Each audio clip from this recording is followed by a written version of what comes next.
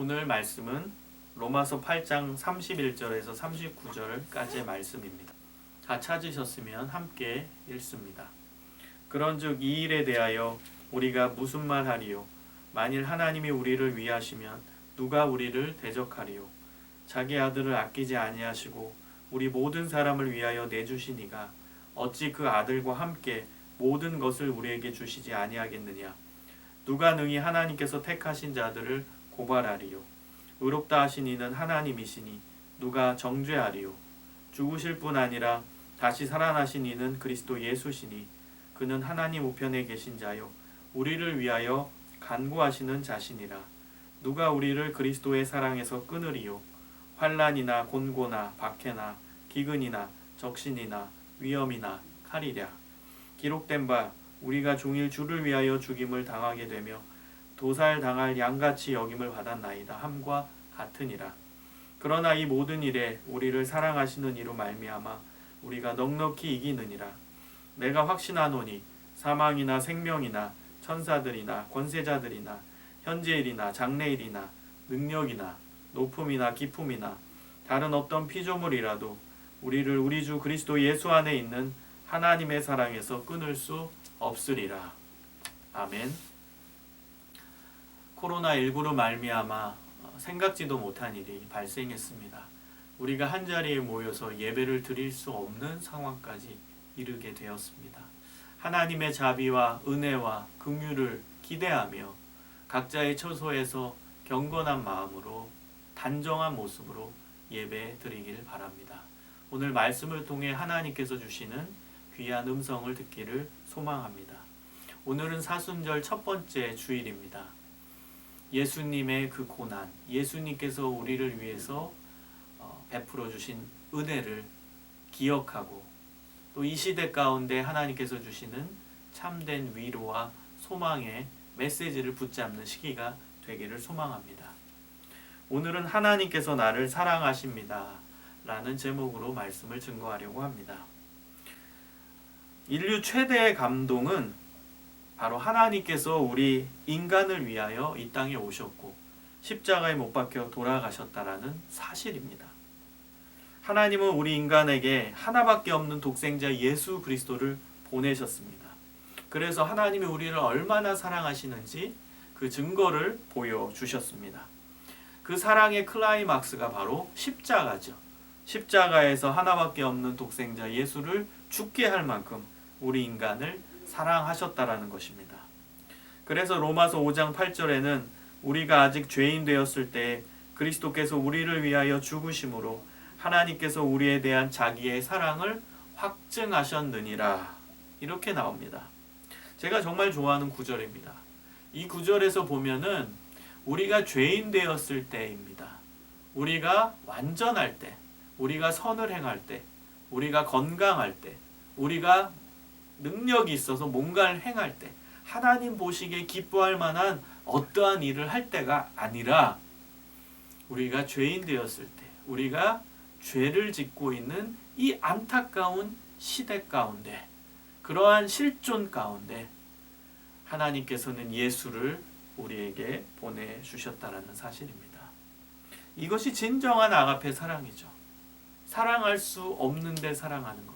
하나님이 제일 싫어하시는 게 죄인데 우리 인간이 죄 가운데 빠져 있을 때, 죄인이었을 그때에 예수님을 보내주셔서 우리에게 구원의 선물을 주셨다라는 사실입니다. 여러분 거지 왕자 이야기를 아시죠? 한 나라의 왕자가 민생시찰을 나갔는데 한 아리따운 처녀를 본 것입니다. 그리고 그 여인을 사랑하게 되었습니다. 그런데 안타깝게 그 여인은 거지였습니다. 그래서 그 처녀 거지에게 말했습니다. 나와 결혼해 주시오. 우리 왕궁으로 가서 나와 함께 삽시다. 그 거지 처녀는 너무나 무서워서 도망갔습니다. 이제 또 갔습니다. 나랑 삽시다. 나랑 결혼합시다. 왕궁으로 갑시다. 그러자 그 거지 처녀는 또 무서워서 도망가죠. 결국 왕궁에 돌아온 왕자는 고민합니다. 어떻게 이 여자와 결혼해서 행복하게 살 수 있을까? 그리고 결론을 냈습니다. 내가 왕자의 옷을 벗고 거기에 가겠다. 내가 거짓 신분이 돼서 그 그 거짓 처녀와 같이 살겠다. 그래서 왕궁에서 나와서 그 움막에서 거짓 처녀와 함께 살았다라는 이야기입니다. 바로 우리 예수님의 모습이 연상되지 않습니까? 하늘 보좌를 버리시고 모든 영광을 버리시고 모든 좋은 것을 버리시고 이 땅에 오셨습니다. 하나님의 아들이신 그분이, 하나님과 동등하신 그분이 이 땅에 오셨습니다. 낮고 낮은 이 땅에 오셨습니다. 이 낮고 천한 이 땅에 예수님께서는 종의 모습으로 오셨다라는 사실입니다. 빌립보서 2장 6절에 보면 그는 근본 하나님의 본체시나 하나님과 동등됨을 취할 것으로 여기지 아니하시고 오히려 자기를 비워 종의 형체를 가지사 사람들과 같이 되셨고 사람의 모양으로 나타나서 자기를 낮추시고 죽기까지 복종하셨으니 곧 십자가에 죽으심이라. 이 구절을 생각할 때 너무나 큰 감동이 됩니다.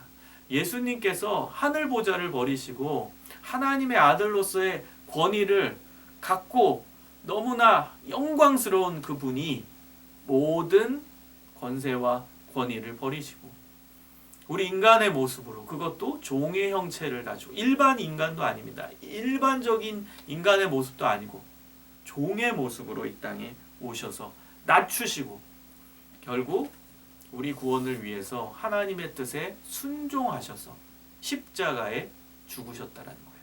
십자가의 죽으심이야말로 하나님의 사랑, 예수님의 사랑을 보여주시는 것입니다. 그래서 예수님은 태어나셨을 때도 일반 사람이 태어나지 않는 마구간에서 태어나셨어요. 낮아진 탄생이죠. 일반 사람들이 태어나지도 않는 그 공간에서 가장 낮은 모습으로 출생하신 것이죠. 평생 머리 둘 곳조차 없게 가난하게 사셨고 돌아가실 때는 인간이 겪을 수 있는 가장 비참한 죽음, 가장 낮은 죽음으로 죽으셨다라는 사실입니다. 그 이유가 무엇이겠습니까? 우리를 사랑하시기 때문에, 우리를 사랑하시기 때문에 그 이유 하나인 것입니다. 하나님이신 예수님은 섬김을 받으러 오신 분이 아니라 우리를 섬기러 오셨습니다. 마태복음 20장 28절에 보면은 예수님께서 스스로 말씀하십니다. 인자가 온 곳은 섬김을 받으려 함이 아니라 도리어 섬기려 하고 자기 목숨을 많은 사람의 대속물로 주려 함이니라. 어떻게 이런 일이 있죠? 어떻게 이러한 놀라운 은혜가 있죠? 어떻게 이러한 놀라운 사랑이 있죠? 여러분, 인류 최대의 소망은 하나님이 바로 우리를 사랑하신다라는 겁니다. 우리 인생의 최대 소망이자 희망은 예수님이 우리를 사랑하셨다. 하나님이 우리를 뜨겁게, 무한히, 무조건적으로 사랑하신다라는 사실입니다. 여러분, 성경은 하나님의 사랑이 기록된 책입니다. 구약도 하나님 사랑, 신약도 하나님 사랑입니다.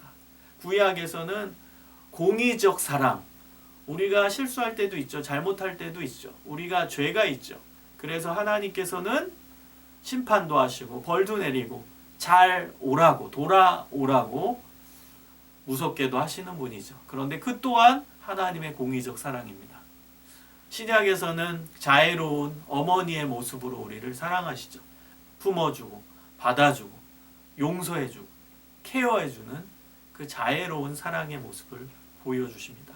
이 또한 하나님의 사랑입니다. 성경 전체는 하나님의 사랑을 이야기하고 있는 책입니다. 하나님의 사랑을 증명해서 보여주고 있는 책입니다. 오늘 본문을 보면 하나님의 이 놀라운 사랑에 대해 언급하고 있습니다. 로마서 7장 후반부터 8장까지 전체적으로 봐야 이 내용을 이해할 수 있는데요.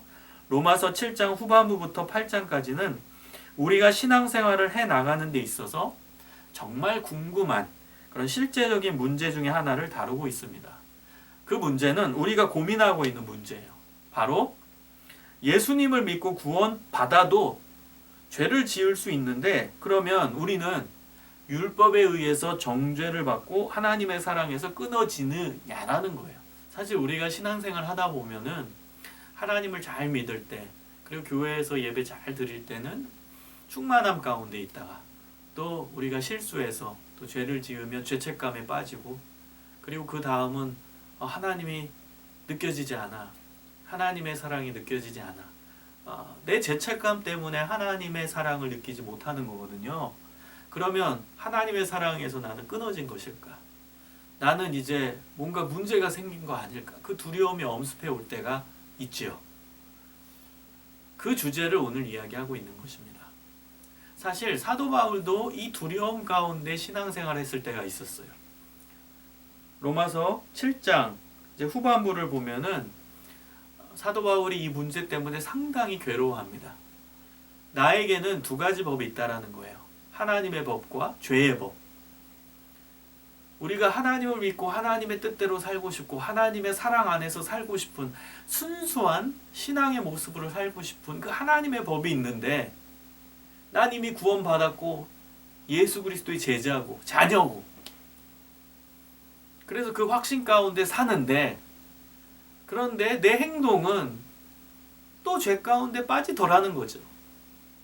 또 의식적 무의식적 죄를 짓고 또 죄책감에 빠져서 나는 하기 싫은데 자꾸 죄에 끌려간다라는 것이죠. 그래서 죄의 법이 나를 이끈다.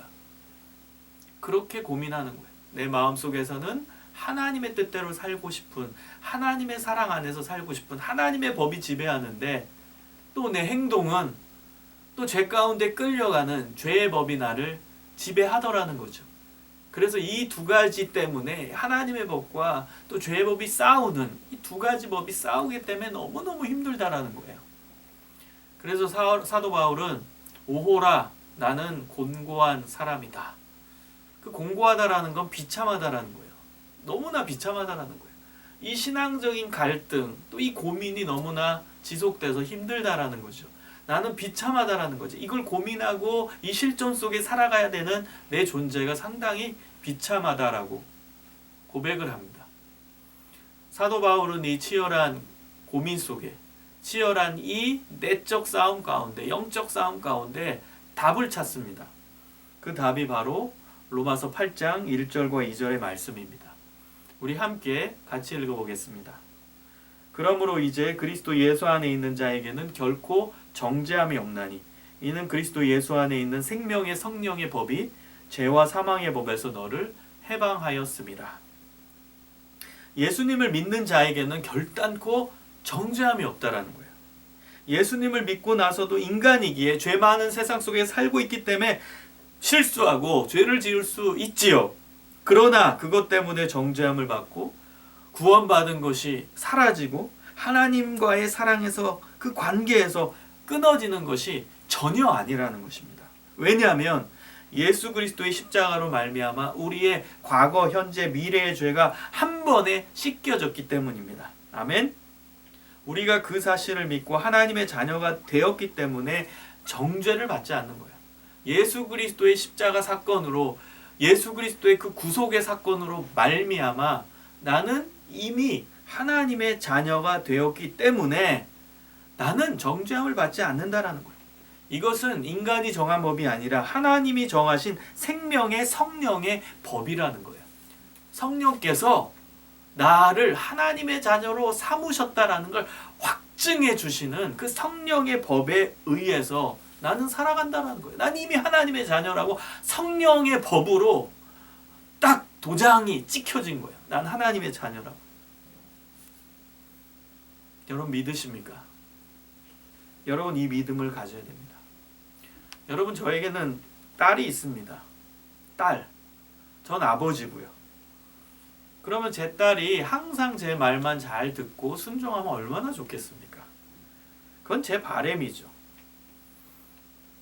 저한테 잘할 때도 있어요. 그리고 저의 기분을 좋게 해줄 때도 있습니다. 그러나 반면에 저를 실망시킬 때도 있고 힘들게 할 때도 있고 말하면 말대꾸하고 아빠 속을 긁을 때도 요즘에 굉장히 많이 있습니다. 그러면 제가 화가 난다고 야 얘는 내 말을 이제 안 들으니까 자꾸 말대꾸하고 순종도 하지 않고 그냥 자기가 원하는 대로 자기 기준대로 자기 뜻대로 막 하니까 이제는 내 딸이 아니다. 난 이제 얘 내 딸 안 할 거야. 그럽니까 제가?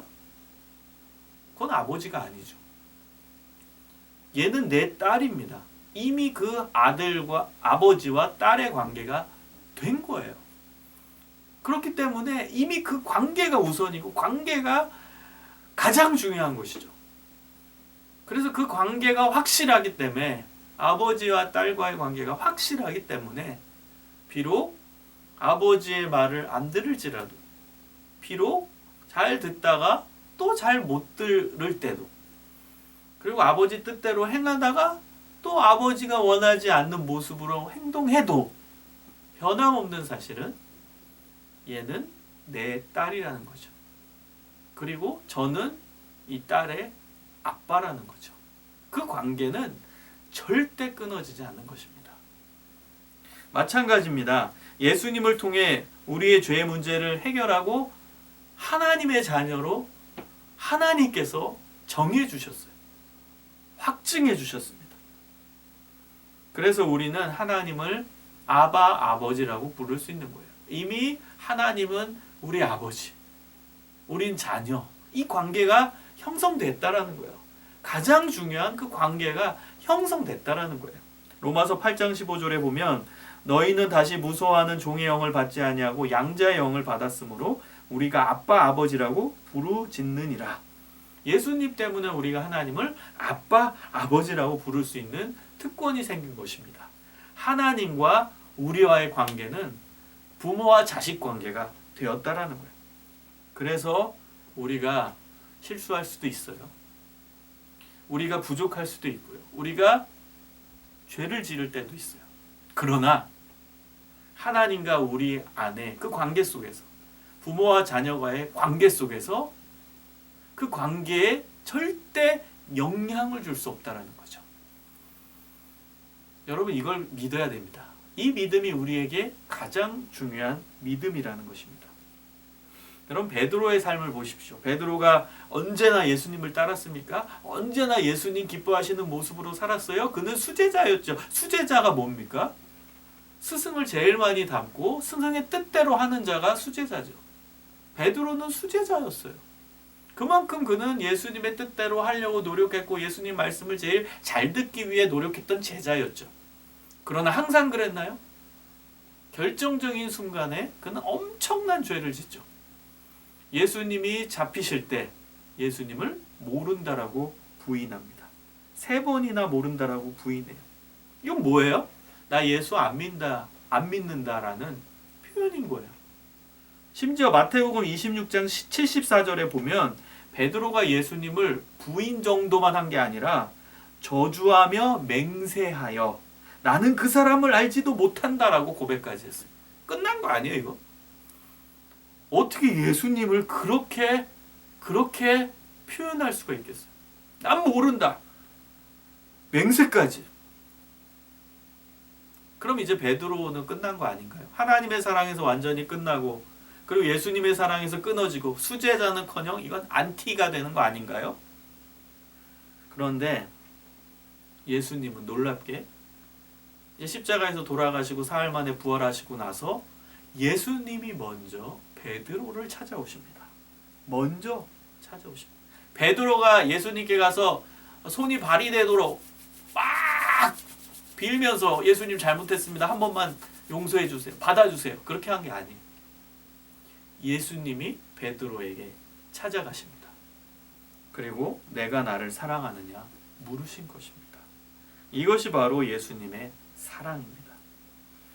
여러분 예수님을 믿기로 결정한 순간 우리는 정죄를 받지 않습니다. 예수님을 내 삶의 주인으로 나의 구원자로 모시는 순간 우리는 정죄를 받지 않고 하나님의 사랑받는 자녀가 되는 것입니다. 요한복음 5장 24절에 보면 내가 진실로 진실로 너희에게 이르노니 내 말을 듣고 또 나 보내신 이를 믿는 자는 영생을 얻었고 심판에 이르지 아니하나니 사망에서 생명으로 옮겼느니라. 예수님께서 말씀하십니다. 여러분 이와 같이 놀라운 하나님의 사랑을 받은 자녀가 바로 우리이기 때문에 사도 바울은 오늘 본문 31절에서 36절까지 그 본문에서 하나님의 사랑에 대해서 의심하고 흔들리고 있는 성도들을 향해서 4가지 질문을 던지고 그에 대한 답을 하고 있습니다. 그 첫 번째 질문은 하나님이 우리를 위하시면 누가 우리를 대적하겠느냐라는 질문입니다. 우리를 위하신다라는 건 우리를 사랑하신다라는 뜻입니다. 하나님이 우리를 사랑하시면 누가 우리를 공격하겠느냐라는 질문입니다. 이 질문에 대해서 사도 바울은 자기 아들을 아끼지 아니하시고 우리 모든 사람을 위하여 내주시니가 어찌 그 아들과 함께 모든 것을 우리에게 주시지 아니하겠느냐라고 답합니다.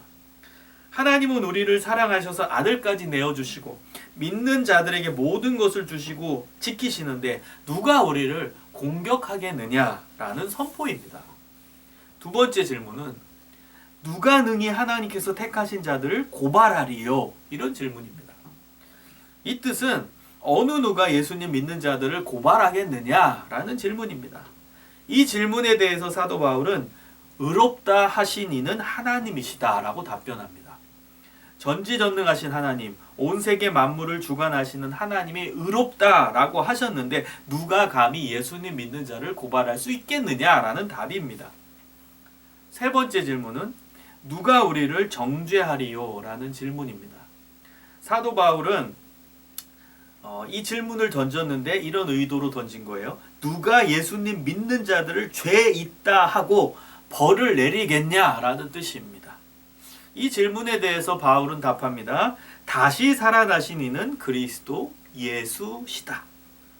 즉 예수님이 우리를 위해 십자가에 못 박혀서 우리 죄를 다 사해 주셨고 사흘 만에 부활하셔서 우리의 죄가 씻어졌음이 증명되었다라는 답변입니다. 그래서 어느 누구도 우리를 정죄할 수 없다라는 선포입니다.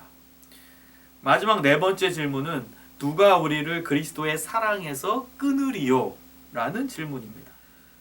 그리고 그 사랑을 끊을 수 있을 만큼 강력한 조건들을 언급합니다. 환난, 공고, 박해, 기근, 적신, 위험, 칼. 여러분 우리가 인생을 살다 보면 모든 걸 다 잃을 수 있는 환난도 찾아올 수 있어요. 정신적인 곤고도 있을 수 있고요. 인간관계에서 오는 안타까운 고난, 그 고난도 있을 수 있습니다. 굶주릴 수밖에 없는 기근의 상황도 있을 것이고 발가벗겨지는 것 같은 그런 수치감을 경험할 때도 있다라는 거예요. 또한 나를 죽일 것 같은 무서운 위험과 칼과 같이 물리적으로 우리를 위협하는 것이 우리 인생 가운데 찾아올 수도 있다라는 거예요. 지금 이 코로나 바이러스도 우리를 위협하잖아요. 그래서 우리는 두렵잖아요. 밖에 나가는 게 두렵고 이거 바이러스가 우리를 공격하는 것이 아닐까? 우리도 감염되는 것은 아닐까? 두렵습니다. 그러나 이에 대한 답이 있다라는 것입니다. 그 답은 바로 이 모든 일에 우리를 사랑하시는 이로 말미암아 우리가 넉넉히 이긴다. 이것이 답입니다. 우리는 절대로 이 모든 환난과 기근과 우리를 위협하는 것 때문에 그것 때문에 우리를 공격해서 우리를 힘들게 하는 그런 조건들 그것 때문에 절대로 하나님의 사랑에서 끊어지지 않는다라는 것이죠. 하나님의 사랑은 불변하다라는 거예요. 하나님의 사랑은 너무너무 강력해서 우리를 위협하는 모든 것으로부터 끊어지지 않는다라는 거예요. 하나님의 사랑은 놀랍습니다. 하나님의 사랑은 강력합니다. 하나님의 사랑은 끊으려고 아무리 발버둥 쳐도 그 누가 끊을 수 없다라는 사실입니다. 그래서 사도 바울은 결론과 같이 38절 39절에 다음과 같이 선포합니다. 우리 확신을 갖고 다 같이 큰 소리로 읽어보겠습니다. 내가 확신하노니 사망이나 생명이나 천사들이나 권세자들이나 현재일이나 장래일이나 능력이나 높음이나 깊음이나 다른 어떤 피조물이라도 우리를 우리 주 그리스도 예수 안에 있는 하나님의 사랑에서 끊을 수 없으리라. 아멘. 인간의 최종 한계와 절망은 죽음입니다. 그러나 그 살고 죽는 문제도 하나님의 사랑을 끊을 수 없고 천사들도 끊을 수 없습니다. 권세자들이라고 여기 표현되어 있는데 권세자들은 마귀의 세력을 의미합니다. 마귀의 세력도 하나님의 사랑을 끊을 수 없습니다. 현재일 때문에 우리 너무나 힘들죠. 지금 현재 상황 때문에 우리는 너무나 힘들죠. 이것도 하나님의 사랑을 끊을 수 없고요. 그리고 우리는 미래에 대해서 두려워합니다. 우리 인생의 미래가 어떻게 될 것인가? 우리 사회의 미래가 어떻게 될 것인가? 우리 직장의 미래가 어떻게 될 것인가? 이 사회의 미래가 어떻게 돼? 우리 교회의 미래가 어떻게 될 것인가? 미래에 대해서 우리는 굉장한 두려움을 갖고 있습니다. 그러나 미래일도 장래일도 하나님의 손 안에 있어요. 그 장래일조차도 우리가 두려워하는 그 장래일조차도 어떤 일이 펼쳐질지 모르는 그 미래일지라도 그 미래일도 하나님의 사랑에서 끊을 수 없다라는 거예요. 그리고 능력이 언급됩니다. 어떤 학자는 이 능력이라는 단어를 폭풍, 천둥, 번개, 지진과 같은 자연의 힘으로 해석합니다. 천재지변 같은 그런 것도 하나님의 사랑을 끊을 수 없다라는 거예요. 그다음 높음과 깊음, 이것은 이 세상 권력을 의미하는데요. 어떤 권력자도 하나님의 사랑을 끊을 수 없습니다. 어떤 피조물도 그 어떤 것도 우리를 우리 주 그리스도 예수 안에 있는 하나님의 사랑에서 끊을 수 없습니다. 할렐루야. 여러분 이 믿음을 가지십시오. 하나님의 사랑 안에 있는 자 바로 우리입니다. 우리를 위협하는 너무나 많은 것들이 이 세상 가운데 있지만 그것은 절대 하나님의 사랑을 끊을 수 없습니다. 하나님과 우리의 관계는 부모님과 자녀의 관계로 붙어 있습니다. 하나님 우리 아버지십니다. 아빠 아버지십니다. 여러분 지금 많이 힘드시죠? 저도 힘듭니다. 이렇게 카메라 보고선 설교하는 게 너무나 힘드네요. 제대로 되지도 않는 것 같고 내가 지금 이게 뭐 하는 건가? 지금 카메라 보고 지금 설교하는 내 모습을 볼 때 어떻게 이러한 상황까지 도래했는가? 너무나 안타까워요. 그러나 오늘 말씀을 여러분 붙드십시오. 어떠한 상황이든지 어떠한 환경이든지 어떠한 조건이든지 어떠한 것이 찾아오더라도 불변하는 진리는 우리는 하나님의 사랑을 받고 있는 하나님의 자녀라는 사실이고 그 어떤 것도 우리를 하나님의 사랑에서 끊을 수 없다라는 진리입니다. 여러분 이 진리가 우리의 위로입니다. 이 진리가 우리의 행복입니다. 이 진리가 우리의 참된 희망과 소망입니다. 여러분 이 소망과 이 희망과 이 놀라운 하나님께서 주신 은혜를 기억하며 이 어려운 시기를 잘 지내기를 간절히 소망합니다. 기도하면서 여러분 지냈으면 좋겠어요. 제가 우리 임원들 방에 올렸어요. 10가지 코로나 위기 가운데서 드리는 10가지의 기도를 올렸거든요. 우리가 같이 이 기도를 수시로 했으면 좋겠습니다. 제가 그 기도문을 읽을 테니까 여러분 눈을 감으시고 하나님의 자비와 은혜와 긍휼을 기대하며 기도했으면 좋겠습니다. 하나님, 인간의 연약함을 깨닫고 완전하신 하나님만 붙잡기를 기도합니다. 하나님, 나 중심의 기복주의 신앙에서 벗어나서 하나님 중심의 진짜 신앙으로 성장하기를 기도합니다. 하나님, 하나님의 놀라운 은혜와 무한한 자비, 따뜻한 긍휼과 완전한 회복을 기대하며 기도합니다. 하나님, 하나님의 사랑이 언제나 어디서나 함께 하심을 느끼고 깨닫기를 기도합니다. 하나님, 하나님의 공의가 선포되고 이단의 악이 전부 드러나 뿌리 뽑히기를 기도합니다. 하나님, 이단에 빠졌던 자들이 예수님의 능력의 복음 안에서 건강한 신앙인으로 거듭나기를 기도합니다. 하나님, 아픈 자들이 참된 위로를 받고 깨끗하게 나음을 얻기를 기도합니다. 하나님, 함께 모여 예배하고 교제하는 것이 얼마나 중요한 감사의 제목이었는지 깨닫기를 기도합니다. 하나님, 어렵고 힘들 때 있는 자리에서 빛과 소금으로 살아가는 예수님의 제자 되기를 기도합니다. 하나님, 온 국민이 하나 되어 슬기롭게 위기를 극복하며 평화와 관용의 사회로 성숙해 가기를 기도합니다. 예수님, 우리에게 은혜와 자비와 긍휼을 베풀어 주소서. 이제는 우리 구주 예수 그리스도의 무한하신 은혜와 아버지 하나님의 그 크신 사랑과 성령님의 인도하심과 교통하심과 복 내려 주심이 하나님의 사랑을 붙잡고 우리는 하나님의 자녀임을 온전히 깨닫고 하나님이 나를 사랑하신다라는 그 놀라운 진리 때문에 승리하기를 원하는 하나님의 자녀들 가운데 하나님의 자비를 구하는 우리 대한민국 가운데 코로나 때문에 힘들어하고 있는 아픈 자들 가운데 코로나 위기 가운데서 힘들어하고 있는 일터에서 일하시는 많은 자영업자들과 또 힘들어하고 있는 모든 사람들 가운데 이제로부터 영원까지 항상 함께하여 주시기를 간절히 축원하옵나이다. 아멘.